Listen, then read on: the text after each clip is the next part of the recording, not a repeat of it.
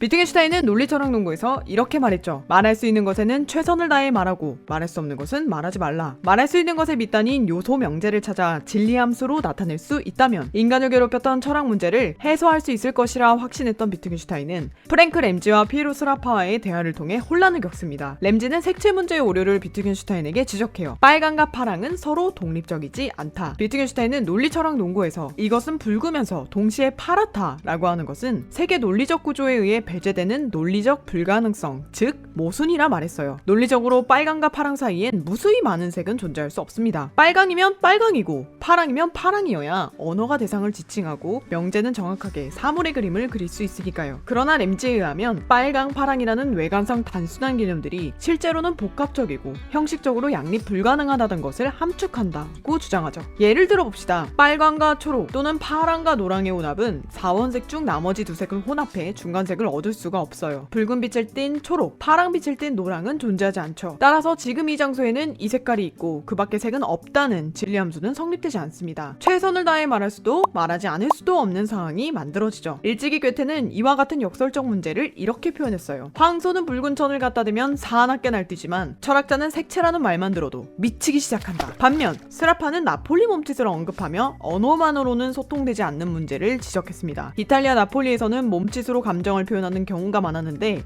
예를 들어 손가락 끝으로 턱 밑을 한번 쓱 바깥쪽으로 쓸어내는 행위는 혐오나 경멸을 나타낼 때 씁니다. 관습화된 몸짓은 말의 기호인 언어는 아니지만 소통 가능한 기호로 작동하죠. 램지와 스라파에 대한 비트겐슈타인을 자극합니다. 말할 수 있는 것에 대한 철학조차 완결될 수 없다고 깨달은 것이죠. 말할 수 있는 것을 명확하게 기술하는 순수한 논리는 존재할 수 없습니다. 비트겐슈타인은 새로운 방향으로 난제를 풀기로 작정합니다. 철학적 탐구의 시기라고 표현되는 후기 철학이 탄생된 이유죠. 그렇다면 비트겐슈타인은 탐구 활동을 통해 철학적 의미의 근원을 찾아냈을까요? No! 그는 철학적 탐구 2부를 죽기 2년 전에 미완성으로 덮어버립니다. 문제 해결의 접점을 찾으려는 과정만 남은 바로 그것. 탐구의 지독한 과정 그 자체가 철학의 전부라는 것. 더 이상의 묘책은 없다는 것. 비트겐슈타인은 이런 말을 남깁니다. 내가 쓸 수 있었던 최선의 것은 언제나 단지 철학적 소견들로서만 남아있으리라는 것. 만일 내가 내 사고들을 자연스러운 경향에 반하여 하나의 방향으로 더 강요한다면 내 사고는 곧 절름발이가 될 것이다. 이 책의 철학적 소견들은 말하자면 길고 얽히고 설킨 여행에서 생겨난 다수의 풍경 스케치들이다. 타인과 세계를 감각하고 불가능한 답을 향해 가는 도전적 탐구, 얽히고 설킨 제 삶의 출구를 찾아 몰입하는 강도, 온몸으로 감각하고 존재를 세우고자 애쓸 때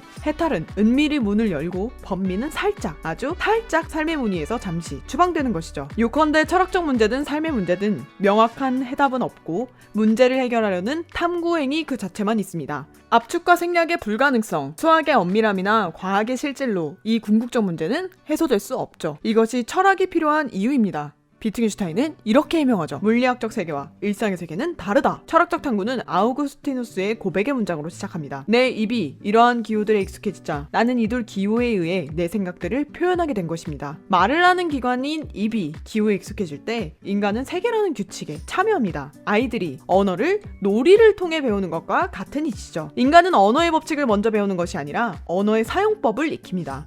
이것이 탐구의 핵심이죠. 어린 시절 우리는 누구나 세계와 나를 붙이는 탐구 생활을 놀이처럼 즐겼답니다. 자유롭게, 자발적으로. 그러나 탐구는 언어로 명확하게 정립될 수 없는 애매한 부분이 많습니다. 비트겐슈타인은 특히 철학을 하고 있을 때 혼란스럽다고 하면서 이렇게 묻죠. 게임이란 개념은 윤곽이 흐릿한 개념이라고 말할 수 있다. 그러나 흐릿한 개념이 도대체 개념인가? 핀트가 어긋난 사진이 도대체 인간의 영상인가? 게다가 핀트가 어긋난 영상을 분명한 영상으로 바꾸어 놓는 것이 항상 좋은 일인가? 초점이 안 맞는 것이야말로 바로 우리가 자주 필요로 하는 것이 아닌가? 위 질문에 확실하게 답할 자신이 있으세요? 고개를 가로젓고 계시는군요. 이 말을 다시 상기해 보겠습니다. 물리학적 세계와 일상의 세계는 다르다. 일상의 세계에서 우리는 둘러싼 현상을 투명하게 인식하는 것이 아닙니다. 비트겐슈타인은 이를 이렇게 표현했어요. 우리는 현상을 향하지 않고 현상의 가능성으로 향한다. 언어가 놀이가 될 수 있는 이유입니다. 어려운 문제를 풀었을 때 높은 쾌감을 얻는 법. 승패가 불확실한 게임일수록 몰입의 강도는 깊죠. 불확실한 상황에서 확실함을 찾아내려는 도전이 게임을 흥분되게 하고 우리를 탐구 활동에 집중하게 돕습니다. 다른 예를 들어봅시다. 1937년 케임브리지 대학 마지막 학기에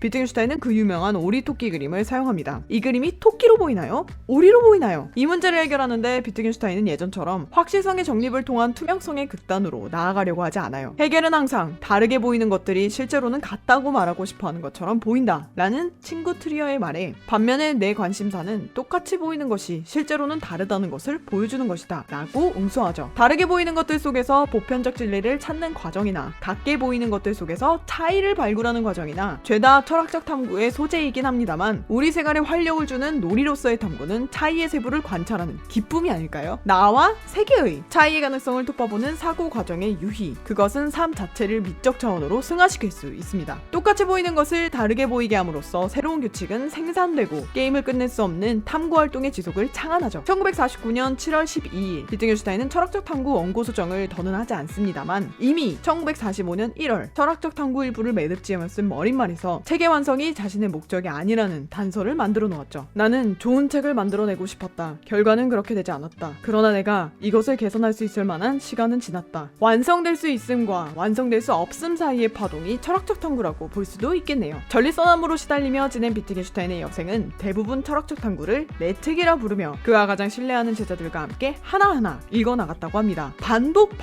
멋진 삶의 특징. 자, 이제 정리해봅시다. 철학적 탐구의 머리말을 다시 인용해보죠. 나는 내 소견들을 미신적인 느낌을 가지고 세상에 공개한다. 이 작업의 빈약함과 이 시대의 어둠 속에서 이 작업이 어떤 한 사람 또는 다른 어떤 한 사람의 머리에 빛을 던지도록 하는 몫을 부여받았다는 것은 불가능하진 않다. 그러나 물론 그럴 법하지 않다. 그는 누군가에게는 구원이 되고 자기 자신에게는 해탈이 되는 문제 해결을 위한 사고 과정인 탐구의 주체에 대해 열린 답을 내리고 있습니다. 죽어가는 시점에서 때가 되었을 때 완성도 아니고 미완성도 아닌 얽히고 설킨 풍경 스케치는 죽음을 향해 가는 모든 인간들에게 거는 말처럼 들립니다. 지금 우리는 무엇을 원하고 있나요? 명확한 해답을 보물처럼 찾기 위해 소모적인 하루를 보내고 있지는 않을까요? 진짜 문제는 문제가 없다고 판단하며 살고 있는 바로 지금 우리들의 서툰 태도는 아닐까요? 멋진 삶으로의 이행을 위해 비트겐슈타인의 언어를 가까이 했으면 좋겠습니다. 감사합니다.